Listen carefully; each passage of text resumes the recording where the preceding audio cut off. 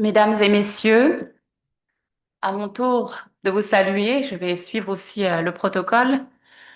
Mesdames et messieurs, les représentants des institutions partenaires, chers collègues, chercheurs, praticiens, étudiants distingués, amis du savoir et de la diversité, je suis Abyssal et j'aurai l'honneur d'être votre fil conducteur pour la suite de la journée.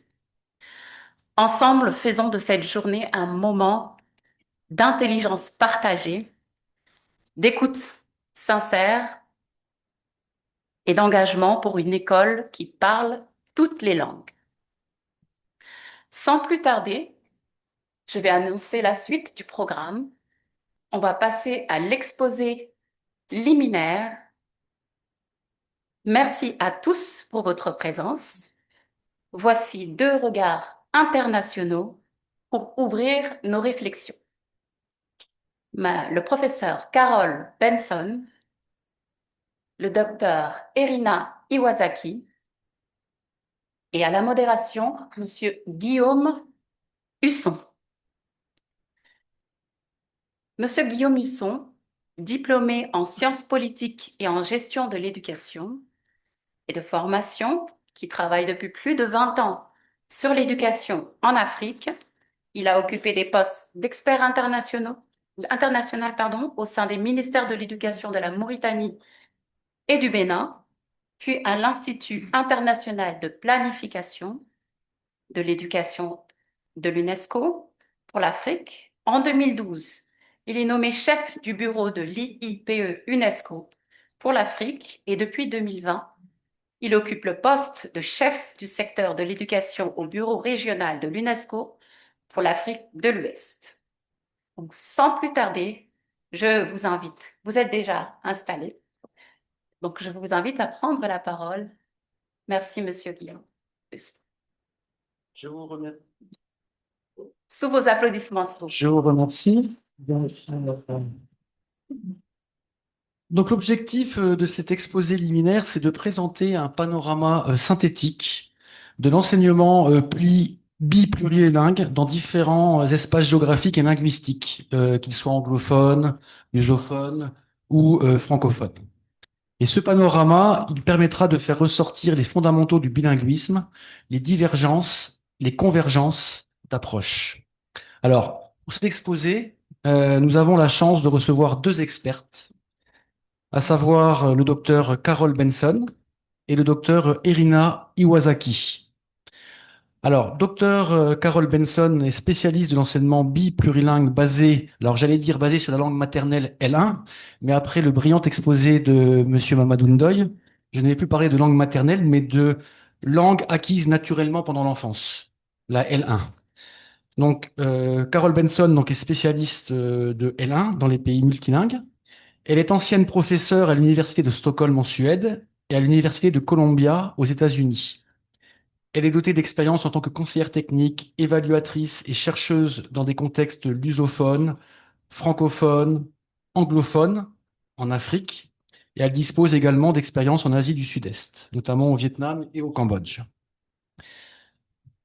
Bienvenue, docteur Carol Benson. Docteur Irina Iwasaki est également spécialiste de l'enseignement biplurilingue basé sur L1 dans les pays multilingues. Elle est post-doctorante à l'Université de Notre-Dame aux États-Unis et chercheuse sur la politique linguistique éducative au Sénégal. Elle dispose d'une expérience en tant qu'enseignante et développement de programmes scolaires plurilingues au Myanmar. Donc bienvenue également, docteur Iwasaki. Alors, à noter que les deux intervenantes, Dr Benson et Dr Iwasaki, participent à MLE International, qui est une organisation à but non lucratif et qui fournit une assistance technique et un réseau aux personnes chargées de la mise en œuvre de l'éducation multilingue. Alors, concernant le format de cette session, il est très simple. Deux questions vont être posées aux intervenantes. Une première question à laquelle vous aurez 8 minutes pour y répondre, suivi d'une brève synthèse que je ferai suite à vos réponses. Et ensuite, on fera un second round avec une seconde question qui vous sera posée et pour laquelle vous aurez 10 minutes pour répondre. Et à la suite de vos réponses à cette seconde question, je ferai également une brève synthèse.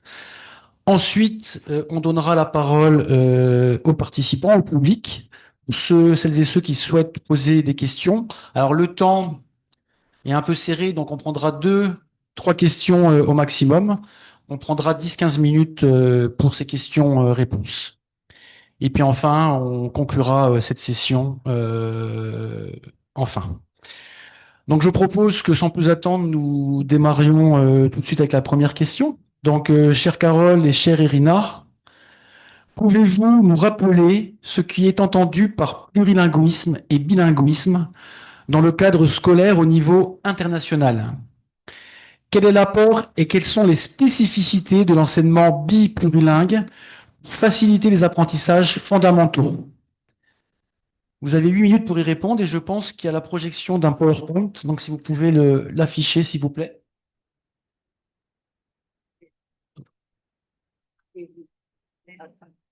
Voilà, c'est bon. Donc, vous avez la parole. Merci beaucoup et merci aux organisateurs pour l'opportunité de partager nos expériences et nos idées. Et je pense que les sages qui ont parlé ce matin, ils ont dit beaucoup de choses que nous allons mentionner aussi. Donc, nous sommes ensemble. Euh, et donc, nous sommes ici pour améliorer la qualité de l'éducation. Je pense que nous sommes d'accord. Et de cultiver aussi le multilinguisme, pas seulement oral, mais aussi en écrit. Et ça répond aux problèmes que nous avons dans beaucoup de pays où la langue de l'école n'est pas la langue des élèves. Et il y a des autres facteurs que la combinaison des facteurs a un impact négatif à l'éducation, les opportunités des élèves. Mais il y a aussi des opportunités positives. Oui. De la même manière que nous avons ces conditions plutôt défavorables ou ces défis, nous pouvons conceptualiser ces apprenants, les apprenants qui viennent à l'école comme des apprenants multilingues émergents qui ont des atouts et des capacités. Ces apprenants arrivent à l'école avec leurs propres ressources linguistiques, culturelles et expérientielles. Et ce sont des apprenants qui sont parfois déjà plurilingues. Dans le cas des pays francophones, en Afrique francophone, il y a beaucoup d'élèves qui viennent déjà avec plusieurs langues à l'école. Et ce sont des élèves qui ont déjà une flexibilité cognitive et une conscience métalinguistique qui pourrait être davantage développée avec l'enseignement biplurilingue. Ce sont aussi des élèves qui arrivent avec leur propre fond de connaissances et avec un soutien familial qui devient beaucoup plus facile lorsque c'est une langue qui est aussi accessible aux parents. Oui.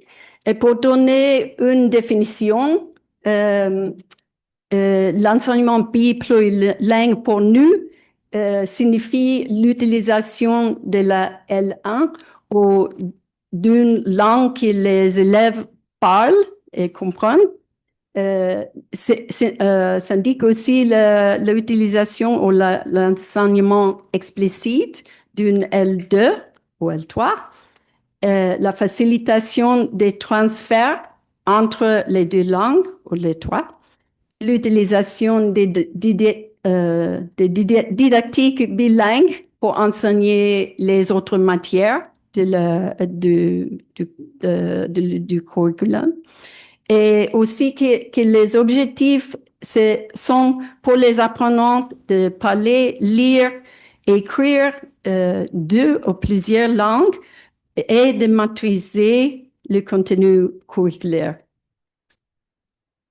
Les avantages compétitifs démontrés par de l'enseignement biplurilingue on peut parler de l'amélioration de la fréquentation scolaire et les taux de rétention, spécialement des filles. Nous avons des exemples des cas que nous connaissons de Guinée-Bissau, Mozambique, Niger. L'amélioration des résultats scolaires, l'augmentation du nombre d'apprenants qui poursuivent leurs études et la rentabilité à long terme après d'avoir investi dans les matériaux didactiques et la formation des enseignantes. Et à noter que cet investissement dans le système scolaire, cet investissement initial dans la formation des enseignants et dans le matériel didactique est de toute façon un investissement que tout système scolaire devrait le faire. Donc pourquoi pas dans l'enseignement biplurilingue pour que les résultats soient beaucoup plus performants. Je passe maintenant ici à un graphique ici qui démontre les résultats attendus de l'évaluation des compétences des élèves en la L2, la langue dominante.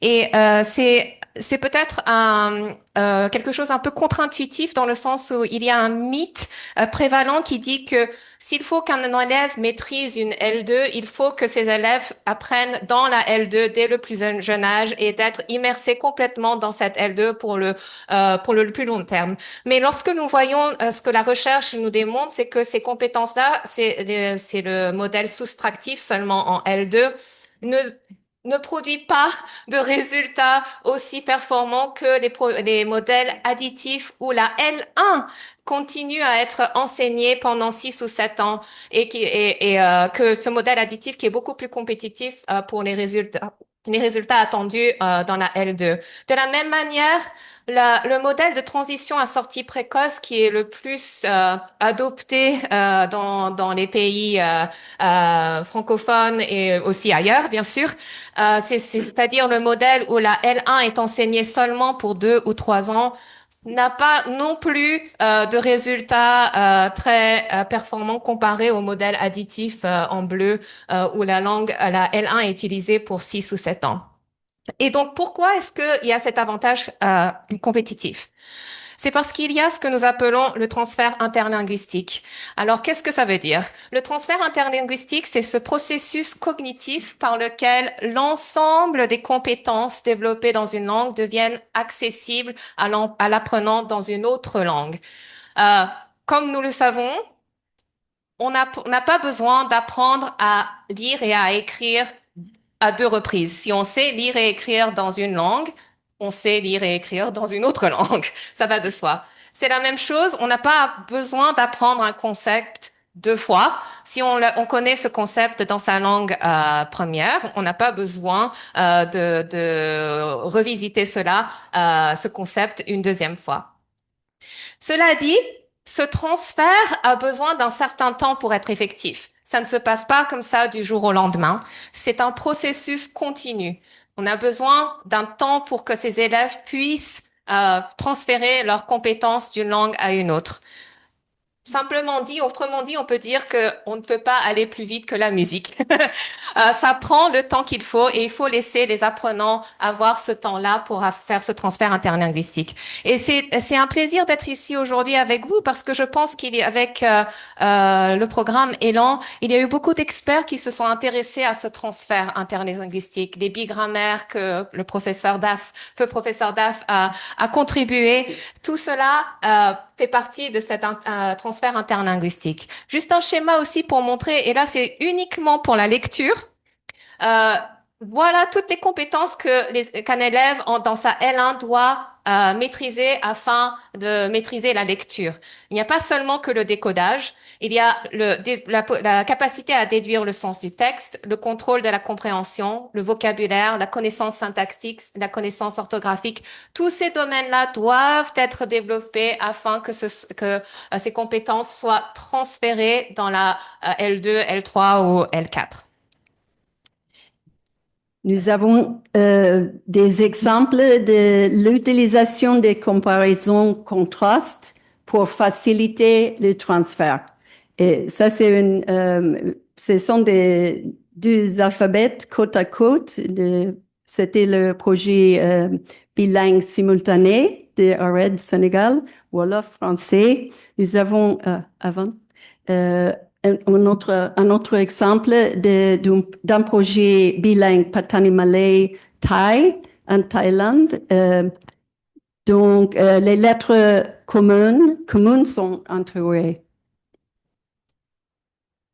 Nous avons aussi ici un dictionnaire illustré et livre pour enfants plurilingues du Bangladesh. C'est un dictionnaire illustré en 6 langues, Marma, Mro, Hindi, Bangla, Maiti et anglais. Ce sont les langues qui existent dans les collines du Chittagong. Et il y a aussi, et c'est un livre aussi quadrilingue pour les élèves. Donc il y a aussi ces innovations qui sont faites ailleurs dans le monde. Voici ici, donc nous avons vu le côté alphabet, les noms. Nous passons maintenant à la comparaison grammaticale ou syntaxique. Ça, c'est ainsi un projet du Népal, un projet trilingue en Rajmangji, népalais et anglais. Voici la première colonne, c'est la structure d'une phrase. Et je pense que c'est assez similaire qu'en français où dans la première langue, c'est sujet, objet, verbe. Dans la deuxième langue aussi. Mais la troisième langue, le verbe et l'objet sont inversés. Donc, ça permet de clarifier à l'élève de manière assez explicite comment la phrase est structurée. La même chose pour la question. Et puis, la troisième colonne, ici, c'est sur les mots-clés du qui, qu'est-ce que, quand, où, pourquoi, comment, et de les avoir dans plusieurs langues afin que l'élève puisse utiliser ces outils-là dans la classe. Voici ici, ça c'est aussi le cas du Sénégal dans la bigrammaire Élan, en hommage aussi au professeur Daf qui a travaillé sur la bigrammaire ici en Wolof français. Et c'est une grande innovation aussi ici qui a été faite par l'IFEF, l'OIF IFEF, c'est-à-dire l'utilisation de la phrase simple et de savoir quelles sont les différences et les similarités entre la grammaire Wolof et la grammaire en français. Et comment est-ce que l'on peut la didactiser dans la classe afin que les élèves comprennent les différences et les similarités entre le Wolof et le français. Mais ça ne s'arrête pas seulement au niveau de la langue. Oui, on peut parler aussi des fiches pédagogiques. Nous avons un exemple d'Afrique du Sud où ils ont expérimenté dans les sciences naturelles avec des fiches pédagogiques côte à côte, anglais ici Xhosa, où ils ont donné le texte, les mots-clés et après l'évaluation. Et c'est important de savoir que l'évaluation, les élèves peuvent répondre dans la langue qu'ils veulent. Et il peut montrer ses connaissances. C'est pas un test de langue, c'est un test de connaissances dans les sciences. Exact. Et nous allons rappeler un peu l'effet, le pouvoir des évaluations un peu plus tard et pourquoi ça définit la sortie précoce. Un autre point où on voulait attirer l'attention très rapidement, pardon, c'est qu'il y a une tendance actuelle où dans ce que nous appelons les apprentissages fondamentaux, ou en anglais, c'est beaucoup utilisé comme foundational literacy and numeracy. Il y a une emphase sur le décodage en lecture, mais on veut attirer l'attention que le décodage en lecture n'équivaut pas à l'enseignement bilingue, parce que c'est souvent limité à la lecture seulement en L1, dans les premières classes uniquement, donc jusqu'à la 3e année, et c'est souvent les programmes qui s'appellent Early Grade Reading. Ils ne prêtent pas à la question du transfert entre la L1 et la L2, ne couvrent pas les autres matières du curriculum, et ne développe pas les compétences cognitives supérieures, par exemple de raisonnement, de synthèse, de narration. Donc, on n'est pas en train de dire que la lecture par décodage ne mérite pas et n'est pas importante, mais c'est seulement une part du problème qui se pose et que l'enseignement biplurilingue couvre beaucoup plus que la L1. Voilà. Donc, je voulais porter cette réponse.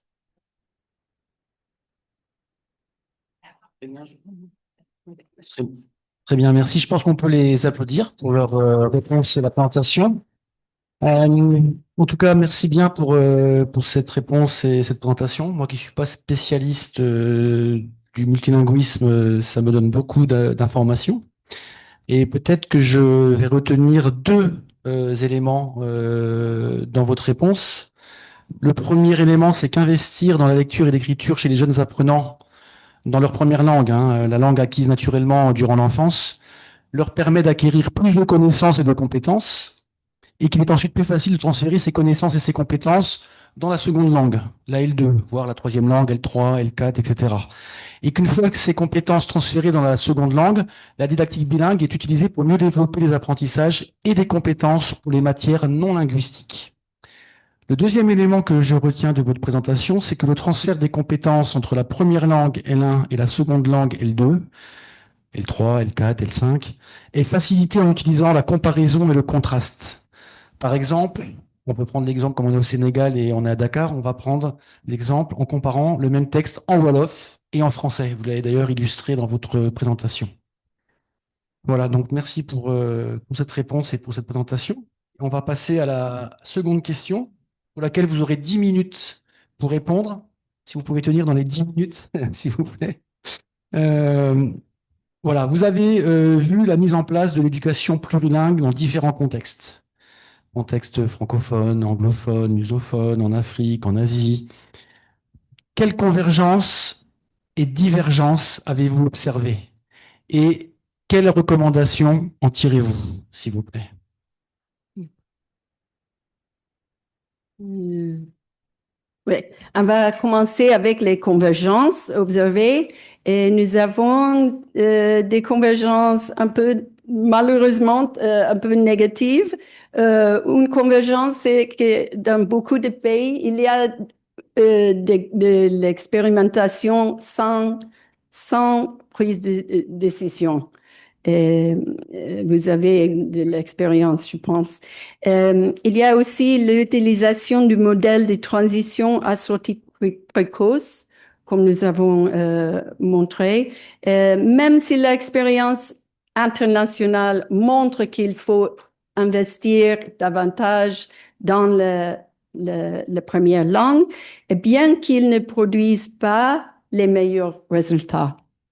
Et c'est très dommage. Oui, donc pour rappel, la sortie, le modèle transition en sortie précoce, c'est le modèle en orange ici, et c'est où la première langue est enseignée seulement pendant 2 à 3 ans, et la L2 comme seule langue ensuite. Et c'est un modèle, on comprend aussi parce que il y a la pression des examens sommatifs qui se font en L2 uniquement au niveau national, mais on peut se poser la question, si les examens étaient bilingues, on serait peut-être dans la catégorie bleue.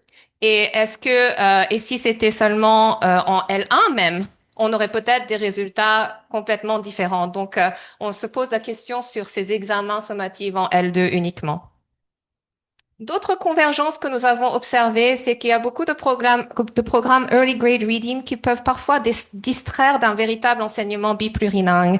Et parce que ces programmes early grade ne couvrent seulement que la lecture de la première année à la troisième année de primaire, ça renforce un modèle à sortie précoce où on s'investit uniquement sur ces 3 premières années et on oublie un peu le reste, alors que l'enseignement biplurilingue a une approche beaucoup plus holistique dans dans son approche. Il y a aussi les défis de passage à l'échelle et de la généralisation, où on note pas mal de manque de priorisation budgétaire au niveau de l'État et des partenaires par rapport à l'enseignement biplurilingue et une absence de participation du public.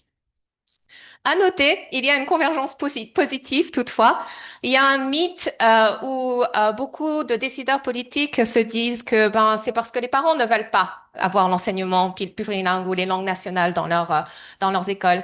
Mais la recherche aussi nous montre que une fois sensibilisés, ou les parents qui ont fait l'expérience d'un enseignement biplurilingue ou d'un enseignement L1 sont en faveur de l'utilisation des langues nationales en tandem avec la L2. Donc, c'est vraiment une question d'expérience et pas uniquement une mentalité fixe.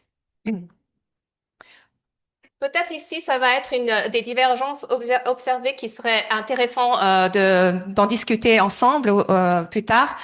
Les divergences que nous avons observées, c'est qu'il y a aussi des pays avec une certaine capacité et fierté nationale qui ont officiellement adopté l'enseignement bilingue comme politique éducative nationale au Sénégal, Mali, Mozambique, les Philippines. Nous notons aussi malheureusement que dans certains pays anglophones, il y a un empêchement où ils ne veulent pas vraiment investir dans l'enseignement biplurilingue à cause de l'aspiration élevée de l'anglais, comme nous le voyons au Kenya, au Nigeria. Et nous voyons aussi que les pays qui sont dotés d'un système fédéral avec un processus décisionnel décentralisé et de langue régionale forte ont beaucoup plus de succès à mettre en œuvre l'enseignement biplurilingue. Et on l'a vu en Éthiopie, en Inde, en Bolivie, en Afrique du Sud.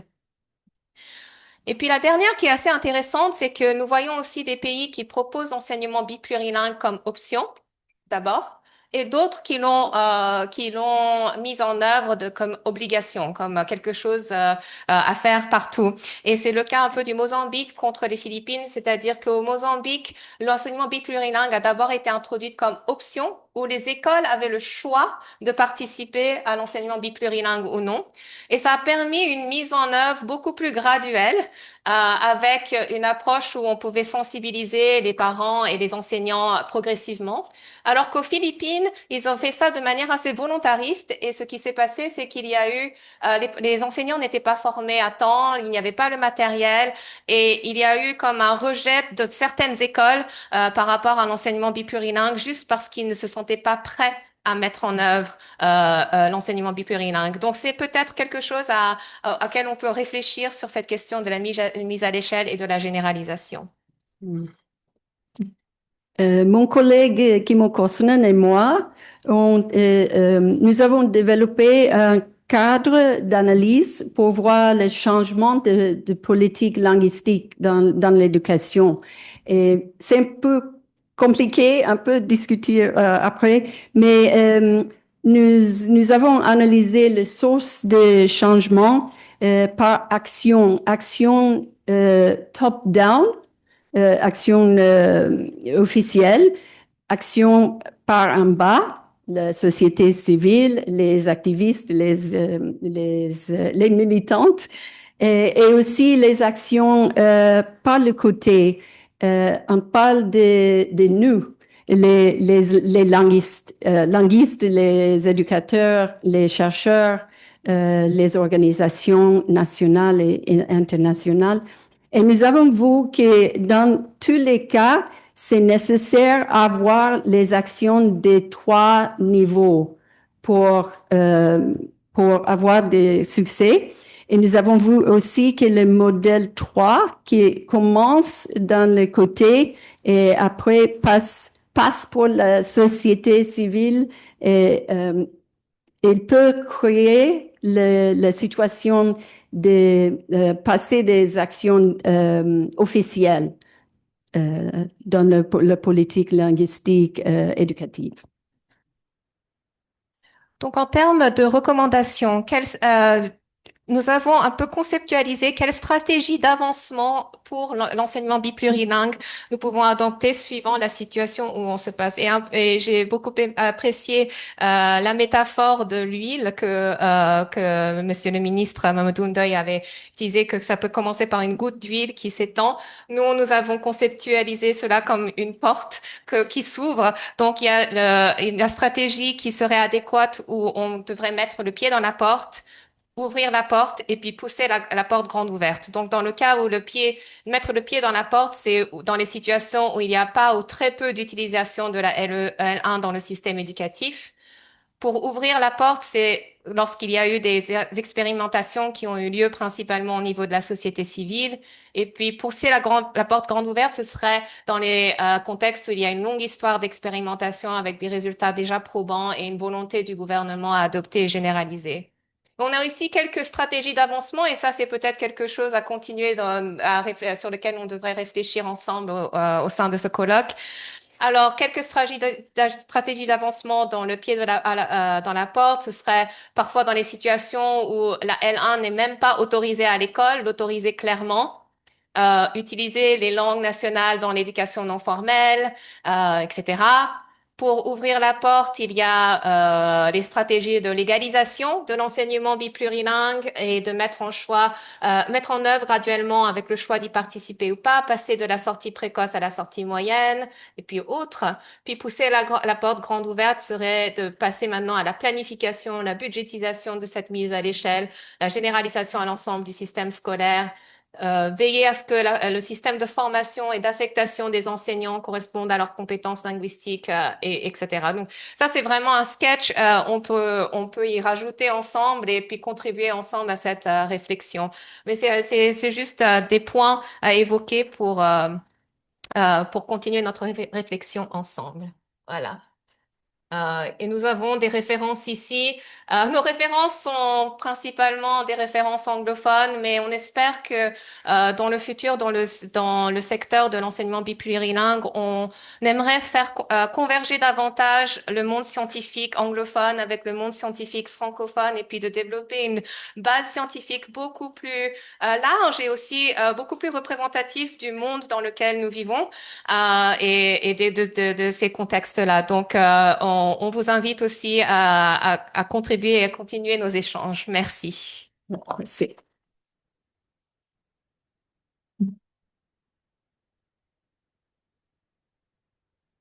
Merci beaucoup, Carole et Irina, pour cette réponse et cette présentation. Vous avez montré quelles sont les convergences qui ont été observées et les divergences également, mais il y a également les recommandations qui sont faites. Alors, moi, ce que j'ai retenu au niveau des convergences observées dans la mise en place de l'éducation plurilingue, dans différents contextes, euh, on peut noter l'utilisation du modèle de transition à sortie précoce, où les élèves commencent leur scolarité dans leur langue première, dans leur première langue, et progressent vers une transition vers l'enseignement dans une autre langue, la L2. Au niveau des divergences, je retiens notamment le modèle de planification et de gestion décentralisée. Et à ce titre, les pays dotés d'un système fédéral et d'un processus décisionnel décentralisé et de langue régionale forte ont plus de succès. Et je retiens également le fait que l'enseignement biplurilingue peut être une option, peut être obligatoire. Et je crois que vous avez donné le cas Philippines-Madagascar. Vous avez montré la Mozambique, pardon. Mozambique, Philippines, excusez-moi, effectivement. Au niveau des recommandations, nous avons vu qu'il est important pour les pays de planifier des stratégies et bien planifier des stratégies d'avancement suivant la situation. Et je pense que c'est très complémentaire ce que vous avez dit par rapport à l'exposé de Mamadou Ndoye ce matin. Premièrement, en mettant le pied dans la porte, comme vous l'avez indiqué, entre autres en autorisant par exemple l'utilisation de la langue maternelle au moins à l'oral et les langues nationales dans l'éducation non formelle. Deuxièmement, en ouvrant la porte, entre autres en légalisant l'enseignement plurilingue et le mettre en œuvre graduellement ou encore en développement des matériels didactiques et des référentiels. Et troisièmement, et bien sûr c'est l'objectif visé, in fine, c'est en poussant la porte grande ouverte. Et notamment en planifiant et en budgétisant la mise à l'échelle et la généralisation à l'ensemble du système éducatif. Et je crois que cette question de coût, de budget a été abordée ce matin par Mamadou Ndoye. Et un second point que M. Ndoye n'a pas eu le temps malheureusement d'aborder, mais qu'il avait prévu d'aborder, c'est en veillant à la formation et au déploiement des enseignants. Et vous l'avez rappelé ici, afin que les compétences linguistiques correspondent bien à l'école dans laquelle sont affectés les enseignants. Et ça, pour moi, c'est un défi, c'est vraiment un grand défi. C'est la question de la gestion de la ressource enseignante dans ces questions de et plurilinguisme. C'est s'assurer qu'on déploie les enseignants dans les écoles de façon efficace et efficiente et que l'enseignant qui est déployé dans une école maîtrise bien la première langue d'enseignement de cette école, la L1. Voilà. Je vous remercie en tout cas pour cette excellente présentation. Et puis peut-être on va prendre 2 ou 3 questions dans la salle à laquelle vous tenterez de répondre. On va prendre 10 minutes encore. Voilà. Donc, qui veut prendre la parole? Donc, je vois Julie ici, Madame au fond, et puis une troisième encore peut-être, et une troisième ici. Voilà. Donc, s'il vous plaît, présentez-vous avant de poser la question et puis ensuite on va noter, puis on répondra. Je pense qu'on a commencé. Oui, allez-y, bon, c'est pas grave, on va faire comme ça. Je commence. Allez-y, on va remonter.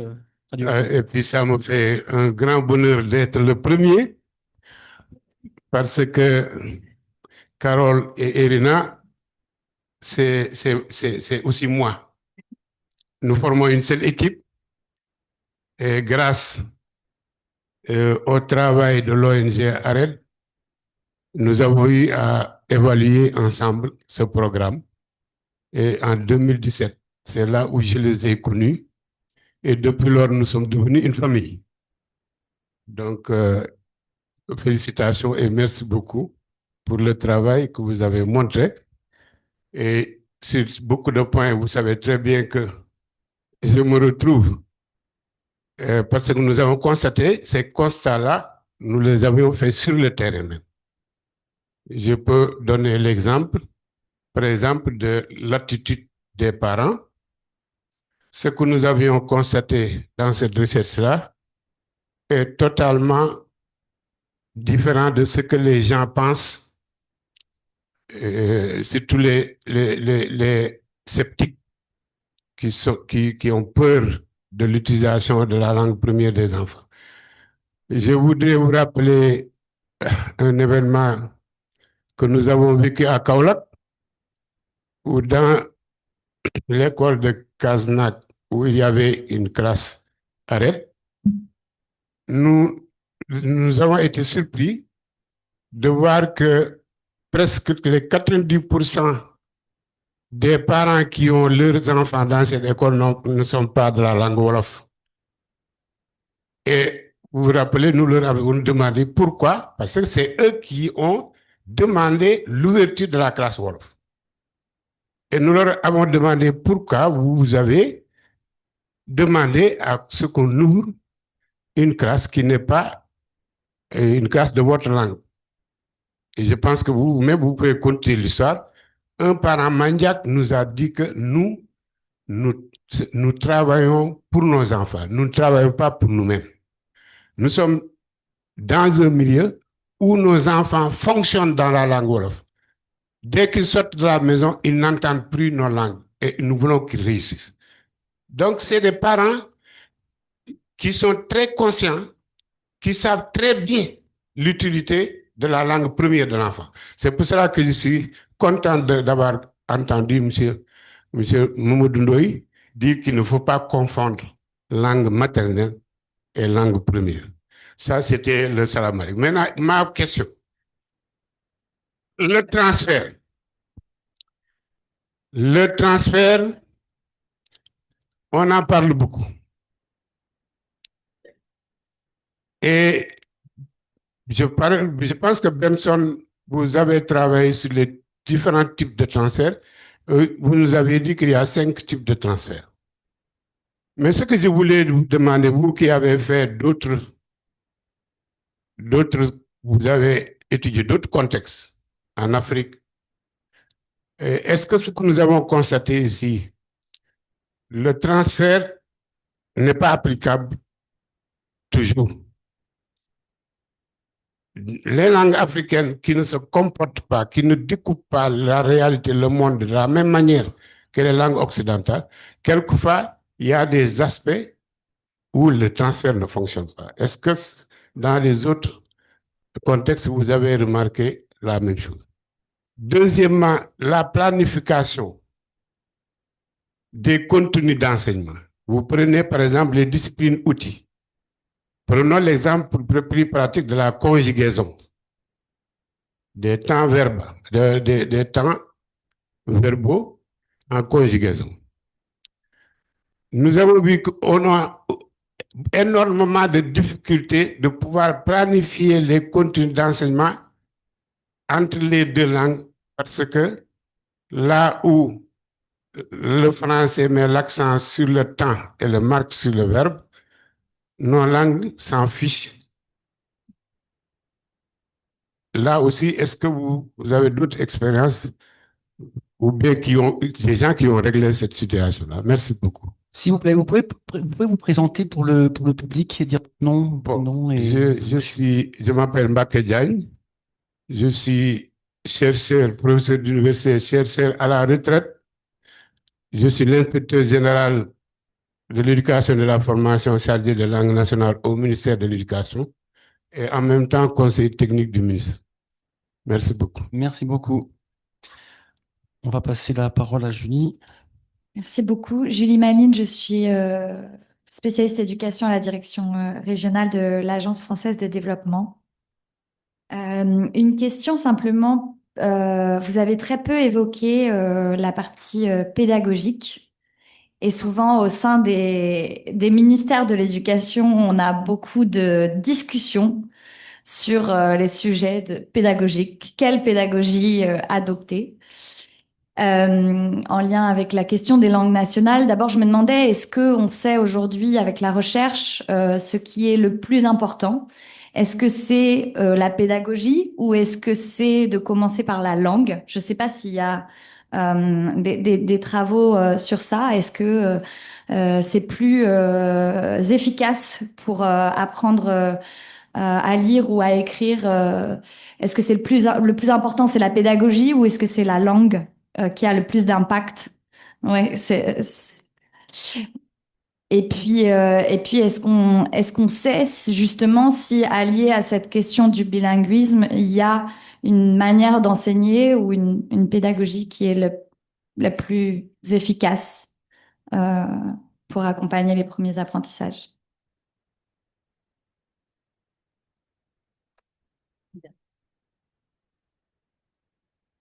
Merci. On va passer à la troisième intervenante.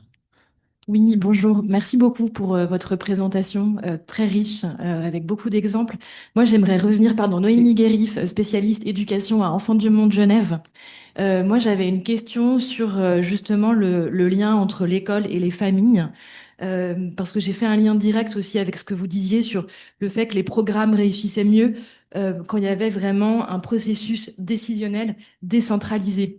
Et donc, du coup, je me disais que est-ce qu'il n'y a pas des recommandations ou des exemples dans différents programmes ou pays qui ont justement montré comment on pouvait impliquer davantage les familles dans les avantages de l'éducation bilingue?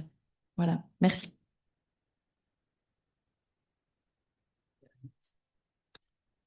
Très bien, merci. Donc, on va donner la parole à Carole et Irina pour les réponses. Si ça marche, oui. Alors, merci, cher Mbaké, pour ton témoignage, mais et aussi pour ces questions qui sont intéressantes sur la question du transfert. Est-ce qu'il y a des contextes où le transfert ne fonctionne pas parce qu'il y a des différences entre les langues, les questions de conjugaison qui ne sont pas les mêmes entre la langue, la L1 et la L2. Et je dirais que en fait, ces différences-là, c'est déjà du transfert pour moi. C'est-à-dire que le fait de savoir qu'il y a cette différence, qu'il y a une différence où cette règle de grammaire ou cette règle de conjugaison ne s'applique pas à sa propre langue, mais s'applique à la L2, c'est déjà pour moi une façon de comparer et de contraster. Bon, on ne peut peut-être pas faire les fiches côte à côte de cette manière-là. Peut-être qu'il faut conceptualiser ou montrer la différence plutôt, de dire écoute, dans notre langue, nous sommes plutôt dans le présent, et ça revient aux valeurs culturelles aussi, je pense, dans lequel l'enfant grandit. Mais dans la deuxième langue, il y a beaucoup d'emphase sur le temps et on conjugue de telle ou telle manière. C'est de cette manière que cette langue fonctionne. Donc, je dirais que c'est déjà pour moi un transfert, même si c'est pas un transfert actif où on transfère le même au même. Mais la différence, de savoir que c'est différent, je pense que pour l'élève, c'est déjà une manière de savoir que c'est... ben voilà, ça, je pourrais pas le mettre directement dans la L2 et vice-versa. Donc peut-être qu'il s'agit aussi de conceptualiser ces différences. On s'attache beaucoup aux convergences, de trouver les similitudes, mais et comment est-ce qu'on peut conceptualiser des fiches pédagogiques ou du matériel qui pourrait montrer des divergences aussi entre les langues? Donc ça serait un peu mon avis sur cette question. Je ne sais pas si ça répond entièrement, mais ça serait, je verrais ça de cette manière-là en ayant enseigné aussi des enfants qui ne parlaient pas la langue, la L2, et aussi n'avaient pas les mêmes concepts dans la première langue, de montrer ces différences-là. Voilà. Pour la deuxième langue, pour la question de la partie pédagogique. Alors, quelle pédagogie adopter? Les débats sur la pédagogie, oui, c'est un terrain très fertile, mais aussi assez complexe. Je dirais que c'est aussi, je me permets de répondre, ou tu veux répondre, Carole? Je pense que c'est pas la pédagogie ou la langue en fait. Pour nous, c'est pas du tout ça. Et quelle pédagogie adopter? Je pense que toute didactique de langue peut s'intégrer dans une pédagogie, qu'elle soit explicite ou pas. Est-ce qu'il y a une pédagogie plus efficace ou autre par rapport à la pédagogie par compétence ou pédagogie explicite ou autre? Ça dépend aussi de la trajectoire, je pense, du système éducatif. Dans quelle sorte de pédagogie ils avaient adopté, quelles sont les capacités des enseignants qui existent déjà et sur lesquelles on pourrait se baser et les améliorer, plutôt que d'arriver avec une nouvelle pédagogie qui déracine complètement les choses qui ont été déjà qui faites et qui fonctionnent. Donc, je pense que c'est là, il faut être assez prudent avec le mot pédagogie, dans le sens où est-ce qu'il faut toujours réinventer la roue à chaque fois, ou est-ce que on commence par quelque chose qui existe et qui marche. Si quelque chose fonctionne, pourquoi pas le continuer, mais l'améliorer et faire en sorte que la langue soit prise en compte. Et parfois, on voit aussi que pour la pédagogie des enseignants s'améliore quand ils sont autorisés à utiliser leur propre langue et la langue des enseignants. Parce qu'il n'y a plus cette pression de vouloir se conformer à l'évaluation en français, ou enfin, dans le cas ici en français, mais dans d'autres contextes, ce serait une autre langue. Et de se conformer à ce qui est jugé plus valorisé, mais on remarque aussi que les enseignants se sentent beaucoup plus à l'aise et peuvent avoir un rapport beaucoup plus intime et amical aussi avec les élèves. Donc c'est ça, les élèves participent et c'est surtout ça. Avec la langue, quand la langue des élèves est permise et les élèves apprennent dans leur langue, les élèves aussi s'intéressent. Ils ne sont plus bloqués, ils font moins de bêtises peut-être parce qu'ils comprennent. Ils comprennent et ils s'investissent dans leur propre apprentissage.